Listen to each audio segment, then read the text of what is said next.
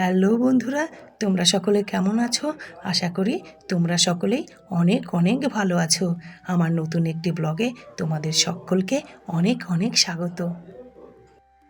আজ সোমবার আর এখন সকাল 7টা বাজে, আর আমি এই সময় থেকে আমার নতুন ব্লগ শুরু করছি।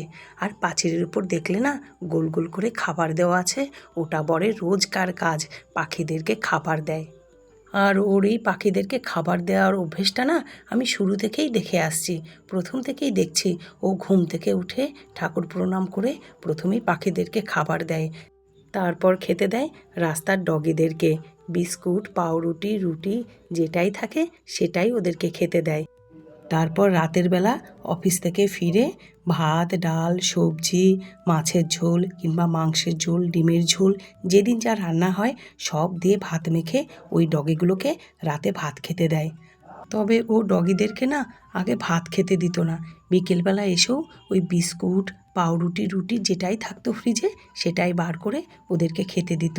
কিন্তু ইদানিংও ডেলি রাতে ভাত মেখে টেখে গুছিয়ে খেতে দেয়। ওই যে মেয়ে জামাই বলে গেছে ওদেরকে একটু রাতের বেলা ভাত খেতে দিতে, তাই জন্যে। যখন প্রসেনজিৎ এখানে ছিল ওদেরকে না ও গুছিয়ে খেতে দিত, আর এখন বড় ওদেরকে গুছিয়ে খেতে দেয়। আর একটা জিনিস খেয়াল করছি, খেতে দিতে দিতে না ওদের প্রতি না একটা মায়াও কাজ করছে এখন। আর এদিকে দেখো, তোমাদের সঙ্গে গল্প করতে করতে আমার বাসি ঘর দৌড় পরিষ্কারই হয়ে গেল। যেদিন আমি ঘর দৌড় ডিপ ক্লিনিং না করি সেদিন আমি সকালবেলাতেই না এরকম ঝাড় টাড় দিয়ে মোটামুটি পরিষ্কার করে গুছিয়ে রাখি, সেটা উপরতলায় হোক আর নিচতলায় হোক। আজ তো সোমবার, আর যথারীতি সোমবার সকালবেলা আমার টিফিন করার অতটা চাপ থাকে না। তবে আজকে আমি বরকে বাইরে থেকে কিছু খাবার আনতে বারণ করেছি, কারণ অনেকটা গরম পড়েছে। এখন না বাইরের খাবার একদম ভাল লাগে না। আর বাইরের খাবার বলতে তো ওই কচুরি, তরকারি, জিলেবি ভাল লাগছে না খেতে। ফ্রিজে অনেকটা দই আছে, আজ সকালে দই বড়াও বানাবো। আর তাছাড়া ওকে বলেছি আজ চিড়ে, দই, কলা এগুলো খেয়ে নেবো, পেটও ভরবে আর পেটটাও ঠান্ডা থাকবে। গতকাল রাতে একটু ছোলা ভিজিয়ে রেখেছিলাম। বর ছোলা ভেজানো খেতে খুব ভালোবাসে। এর মধ্যে একটু পেঁয়াজ কুচি, শশা কুচি, টমেটো কুচি, বিট নুন, গোলমরিচ দিয়ে ও খেতে খুব ভালোবাসে। আর এরকমভাবে না ছোলা মেখে মেয়েও খুব খেতে ভালোবাসে। আর এদিকে দেখো, দই বড়ার জন্যে আমি আগেই অল্প জলে তেঁতুলটাকে ভিজিয়ে রাখলাম। তারপর গতকাল রাতে এই বিউলির ডালটা আমি ভিজিয়ে রেখেছিলাম, সেটাকে এবার মিক্সিতে পেস্ট করে নেব।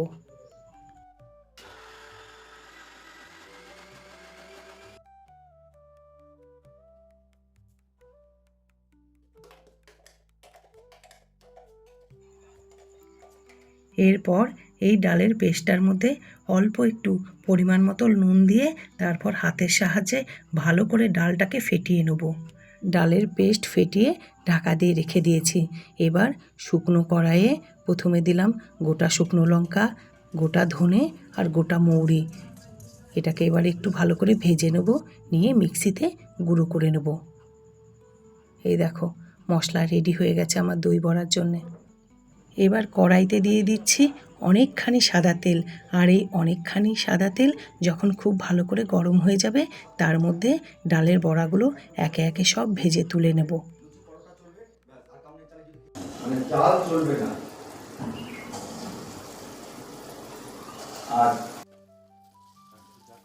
আর আমি যখন বড়াগুলো ভাজছিলাম আর ওপাশের গ্যাসটাতে দেখো বর দুধ বসিয়েছে। আসলে ওর না চা খেতে ইচ্ছে করছে। তারপর আমিই বললাম, যাও তুমি গিয়ে বসো, আমি তোমাকে চা করে দিচ্ছি।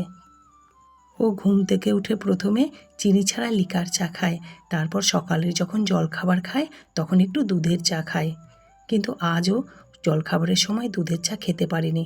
আসলে কি বলো তো, আজ তো চিড়ে, দই, কলা এই সকল কিছু টিফিনে খেয়েছে।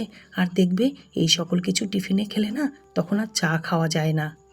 ওই জন্যে ওর এখন একটু চা তেষ্টা পেয়েছে। আর এদিকে আমার এক অদ্ভুত কাণ্ড, যখন শীতকাল থাকে তখন আমার ঘন ঘন দুধের চা খেতে খুব ভাল লাগে। তাও আবার এত বড় বড় মগের মতো কাপের 1 কাপ।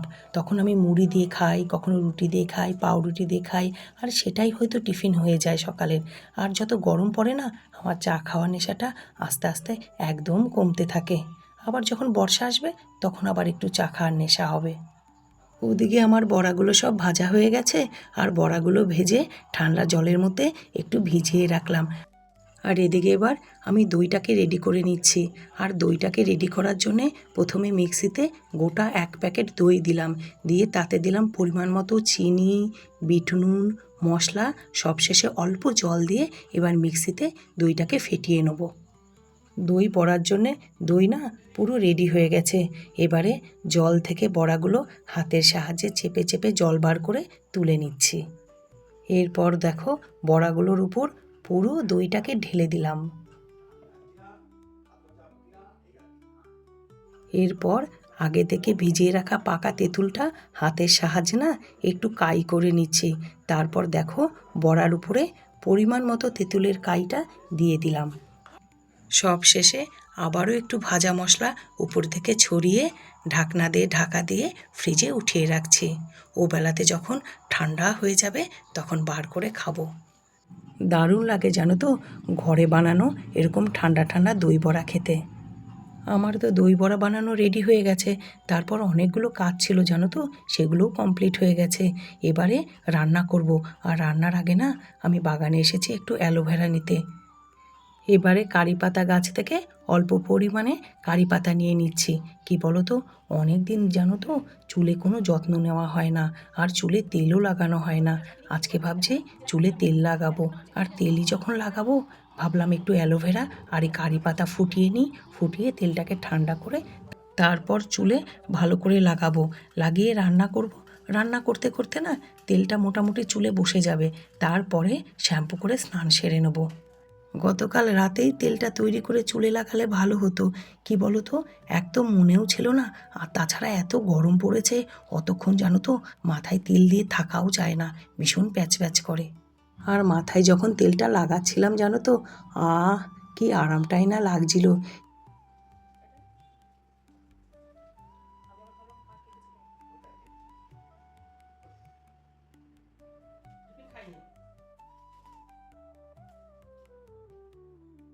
দুপুরের পর এখন বিকেল 5টা বাজে। একটু শুয়েছিলাম খাওয়া দাওয়া করে, তারপর ফ্রিজ থেকে তরমুজ বার করে একটু তরমুজ কাটছি, বরকেও দেবো, আমি নিজেও খাবো। এখন জানো তো ফল খেতে খারাপ লাগছে না।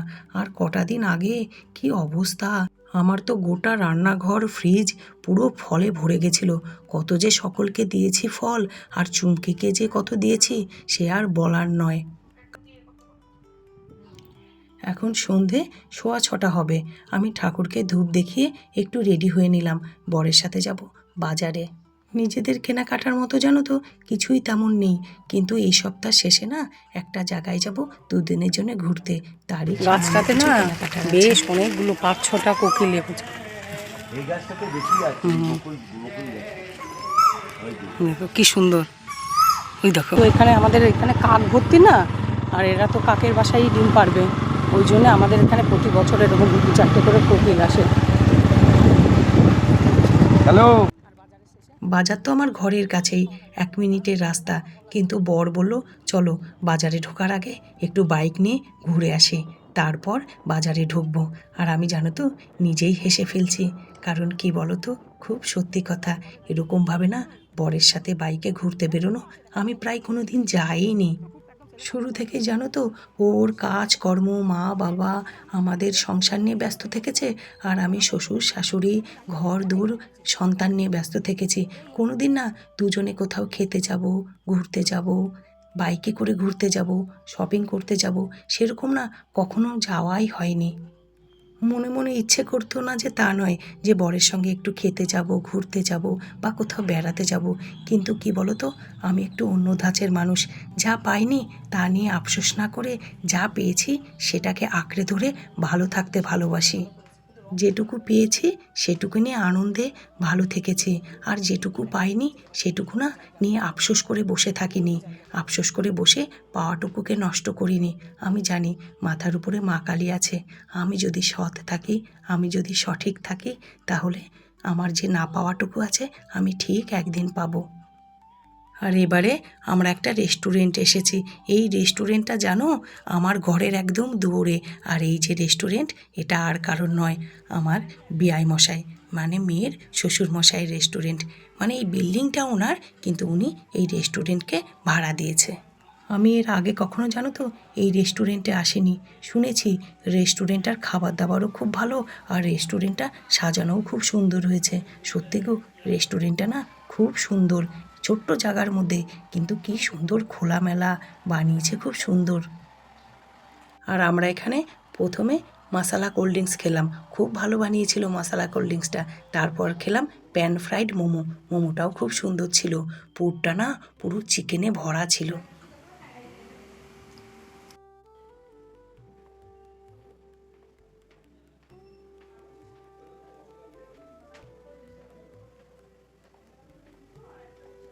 আমাদের খাওয়া দাওয়া হয়ে গেছে, আর 2-3টে না ফটোও তুলেছি। বাচ্চা বাচ্চা ছেলে মেয়েরা খাচ্ছিল, ওদেরকে বলে 2-3টে খুব সুন্দর সুন্দর ফটো তুলেছি।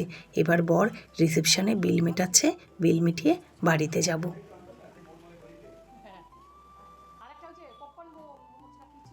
আর দাঁড়াও, রেস্টুরেন্ট থেকে তোমাদেরকে আমি বাড়ি দেখাচ্ছি। কতটুকু দেখো, একদমই 1 মিনিটের রাস্তা। ওই যে দূরে যে আলোটা দেখতে পাচ্ছ, ওইখানেই আমাদের বাড়ি। ওদিকে লাইটটা জ্বালাতে হবে। একটা ইয়ে দাও না কিছু। ওই যে স্টোর রুমে আছে, কালকে বার করে রাখবো। এদেরকে শাল পাতায় খেতে দিও। মাটির মধ্যে যতই হোক মাটি মিশে যায় তো, কালকে থেকে শাল পাতায় খেতে দেবে। বাড়িতে অনেকক্ষণই এসে গেছি, এবারও ডগিদেরকে খেতে দিচ্ছে। তবে কাল থেকে না একটা ব্যবস্থা করব। স্টোর রুমে না অনেক শাল পাতা আছে, প্রতিদিন বলবো বরকে ওই শাল পাতাতে করে খেতে দিতে। আর যখন ফুরিয়ে যাবে শাল পাতাগুলো, আবার না হয় 1 প্যাকেট শাল পাতা আনবো। আর আজ তো সোমবার, যথারীতি ও বাজারের সঙ্গে এই চকলেট 4টে আবার নিয়ে এসছে। বলেছিলাম জানো তো এই চকলেটগুলো আর এনো না, কিন্তু তাও দেখো ঠিক নিয়ে এসছে বাজারের শেষে। প্রথমে ওকে সাজছিলাম, ও বলল আমি খাবো না, তখন আমিই খেলাম। খুব কম দামি চকলেটগুলো জানো তো, তবুও না এই চকলেটগুলোর সাথে না অনেক কিছু জড়িয়ে আছে। মেয়ে যখন প্রথম স্কুলে যেত, ও তো বিশেষ কিছু খেতে পারতো না। ও যখন 2.5 বছর, তখন ওকে স্কুলে দিয়ে দিয়েছিলাম। তখন ওকে কি করতাম বলো তো, এই চকলেটগুলো একটা একটা দিয়ে দিতাম প্রতিদিন। ও যেটুকু পারতো খেত, আর যেটুকু পারতো না বাড়িতে এসে খেত। তো সেই থেকে না এই চকলেটের সাথে আমাদের অনেক কিছু জড়িয়ে আছে। আজকের ভিডিওটা এখানেই শেষ করছি। আবার দেখা হবে নতুন একটি সুন্দর ঝকঝকে ফ্রেশ ব্লগের সাথে।